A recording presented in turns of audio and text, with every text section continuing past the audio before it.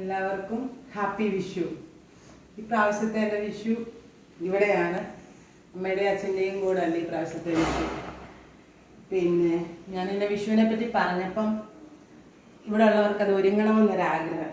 അവർ കണ്ടിട്ടില്ലെന്ന് പറഞ്ഞ് യൂട്യൂബിലൊക്കെ ഞാൻ കാണിച്ചു കൊടുത്തപ്പം നമുക്ക് അതുപോലെ ഇവിടെ ഒരുങ്ങാമെന്ന് പറഞ്ഞ് അങ്ങനെ ഫോട്ടോയും കൃപയാണ് കൃഷ്ണൻ്റെ ഫോട്ടോ തന്നത്. പിന്നെ വിളക്കൊക്കെ ഞാൻ കൊണ്ടുവന്നിട്ടുണ്ടായിരുന്നു. ഞാൻ വിളക്ക് റൂമിലുള്ള സമയത്തൊക്കെ ഞാൻ വിളക്ക് കത്തിച്ച് നാമം ചെല്ലുന്നുണ്ട്. വിളക്കൊക്കെ ഉണ്ടായിരുന്നു.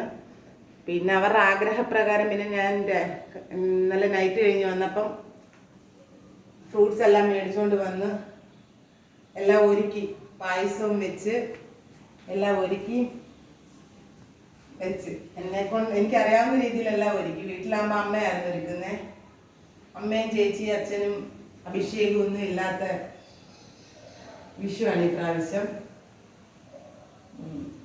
ഒരുക്കി കഴിഞ്ഞപ്പോൾ സന്തോഷമുണ്ട്. പിന്നെ നിങ്ങളെല്ലാം വിഷു ആഘോഷിച്ചോ? ഇനി ഞാൻ ഡ്യൂട്ടിക്ക് പോകുന്നില്ല.